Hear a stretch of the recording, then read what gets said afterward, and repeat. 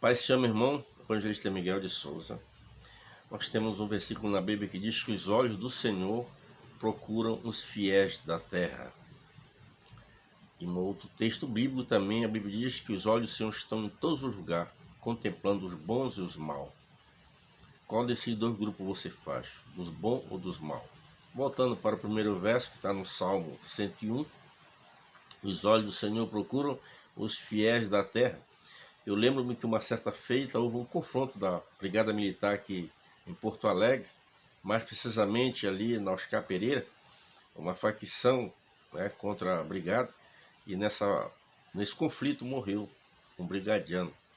Aí você já viu quando isso acontece, a Brigada aumenta, o número de policiamento, aumenta tudo, e eu pude observar que já estava iniciando a noite, e a Brigada pegou então o helicóptero deles e começaram a percorrer aqui nesta região aqui próxima.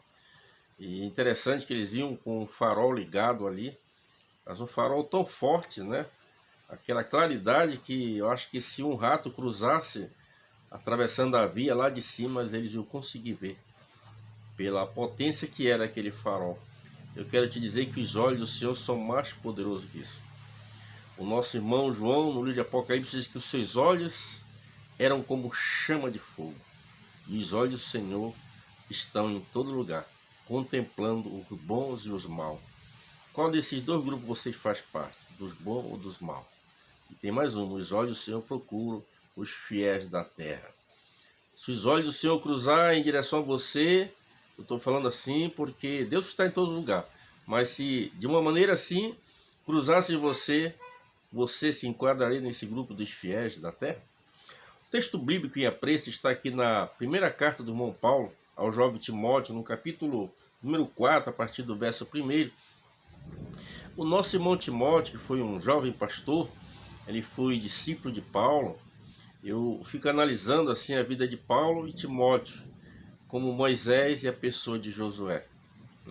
Eram pessoas que estavam sempre juntos, e ele foi um bom aluno da pessoa de Paulo, nosso irmão Timóteo. Ele era filho da irmã Eunice, o nome da sua avó era Lloyd. Eram ambas judias, o pai dele sim era grego.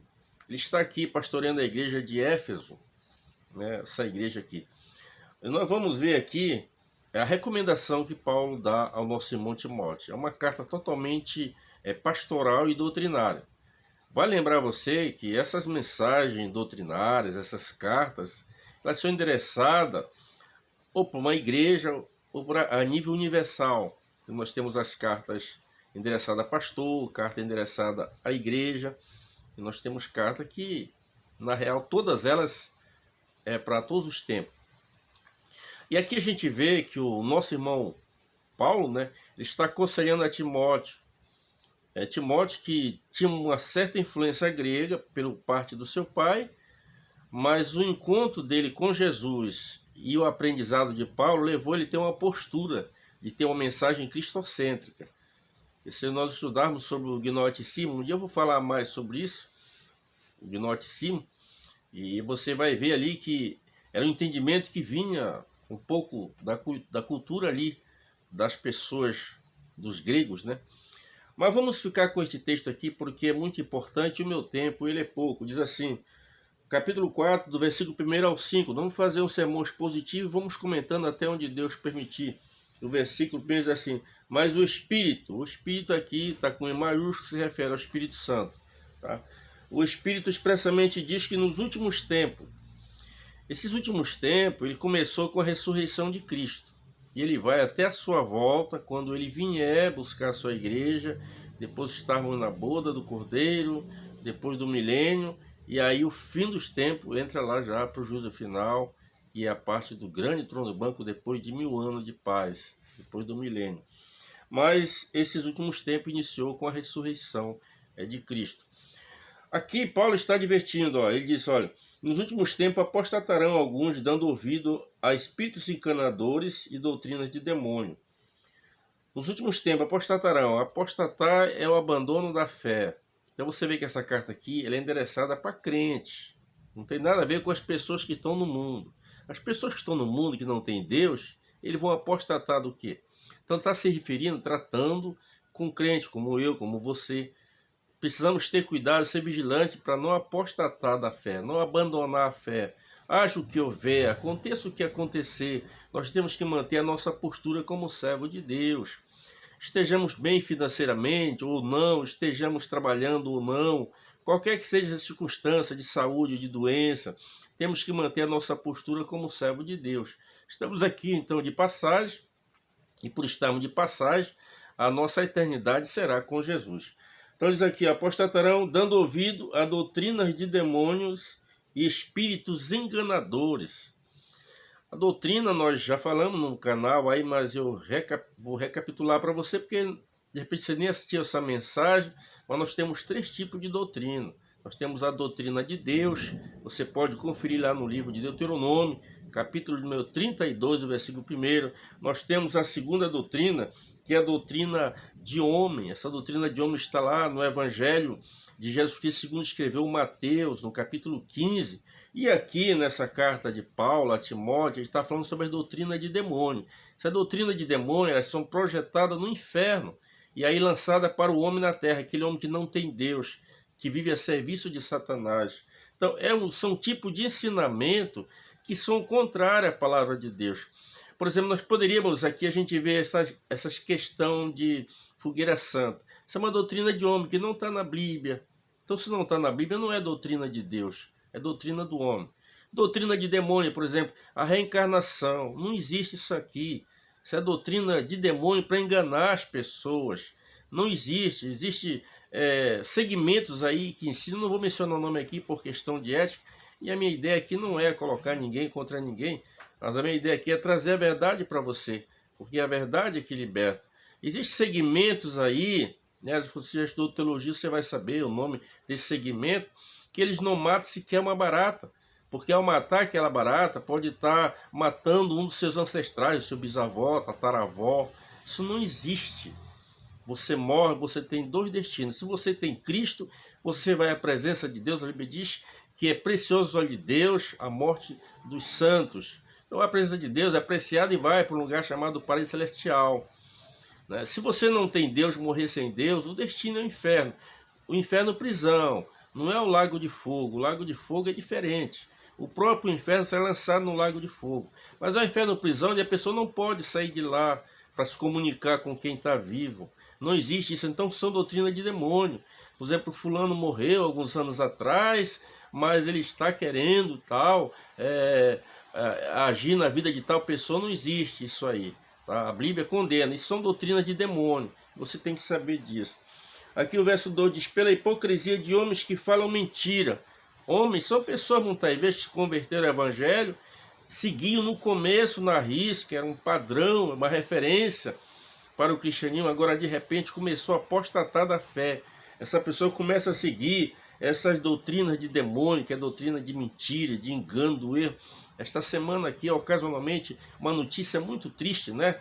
Mas a gente, como servo de Deus, sabe que isso vai acontecer, né? Existe uma mídia aí, e tem uma determinada emissora que ela faz questão, quando envolve um crente, às vezes é só um porteiro da igreja, ele já diz que é pastor, para tentar denegrir a imagem da igreja do Senhor. A igreja do Senhor é pura, tá? Então é claro que no meio da igreja vai ter os falsos pastores, os falsos mestres, os falsos profetas, isso vai haver. E nós, como servo de Deus, sabemos que quando isso acontecer é porque estamos na reta final. Então aí a emissora aí bateu forte essa semana toda sobre um grupo que se apresentavam como pastores e ficavam enganando as pessoas. O Evangelho de Cristo nós pregamos a salvação. A prosperidade é uma coisa que vai acontecer ao natural. Mas a nossa meta, como assembleiano que eu sou, é pregar o Evangelho. E de pregar o Evangelho a toda criatura. Quem crê e for batizado será salvo. Quem não crê será condenado. Essa é a minha postura como homem de Deus. Você como homem de Deus, como uma mulher de Deus, deve ser a nossa postura é essa. Pregar o Evangelho. Mas aqui diz a Bíblia, dando ouvido a espíritos enganadores e doutrinas de demônio, pela hipocrisia de homens que falam mentira, tendo cauterizado a própria consciência. A pessoa cauterizou. Antigamente a pessoa tinha uma sã consciência, quando ele fazia algo de errado, ele sentia, se retratava com Deus. Mas a mente cauterizada, ele não percebe isso. Eu vou só dar um exemplo para você. Todo homem, quando nasce, ele sabe que ele é macho, e a mulher sabe que ela é fêmea. entendeu? Mas quando a pessoa está com a mente cauterizada, ela acha que o correto é um homem gostar de homem e uma mulher gostar de mulher. Somente cauterizada. E as pessoas estão aí com essa bandeira defendendo algo que a Bíblia condena. Então, mente cauterizada é exatamente isso. É aquela inversão de valor que você sabe, qualquer pessoa natural, no seu natural, vai saber que é errado. Mas, porém, alguém disse que não é, e essa pessoa então segue essas doutrinas de demônio que são projetadas no inferno e lançadas aqui na mídia, lançadas para as pessoas, e as pessoas então passam a defender essas bandeiras. O verso 3 diz assim, ó, proibindo o casamento. Né? A gente vê, ontem eu tive a felicidade de um casamento de um grande amigo meu, a minha alma se alegrou até hoje, né? Eu ganhei o meu dia ontem em ter ido naquele casamento ali, ser uma testemunha daquele casamento, fiquei tão maravilhado, tive uma noite abençoada, até agora ainda estou remoendo esse momento gostoso daquele casamento. Mas esses homens aí, eles estão proibindo o casamento.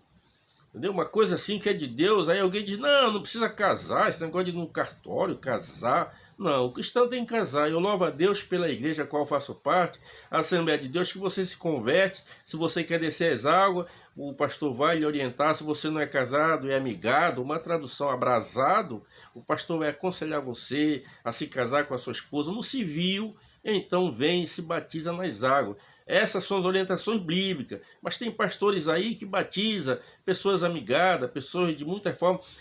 Isso é um assunto dele lá, mas a Bíblia aqui está dizendo, né? A Bíblia é também clara. Nós estamos chegando na reta final. Você vê os sinais acontecendo aí fora. Há poucos dias, algumas cidades aqui do estado do Rio Grande do Sul, totalmente inundada a água. Há poucos dias vimos aí o que aconteceu na Filipinas, na Líbia. Nós ficamos, às vezes, estarrecidos com o que está acontecendo. A gente vê animal pendurado. A gente vê aqui na região do sul mesmo, no estado aqui, porcos em cima de um telhado, né? Animais que foram levados pela correnteza para outros municípios. Isso aí são princípios de dores. Alguém disse, não, olha, já as pragas do Apocalipse. Não, são só princípios de dores.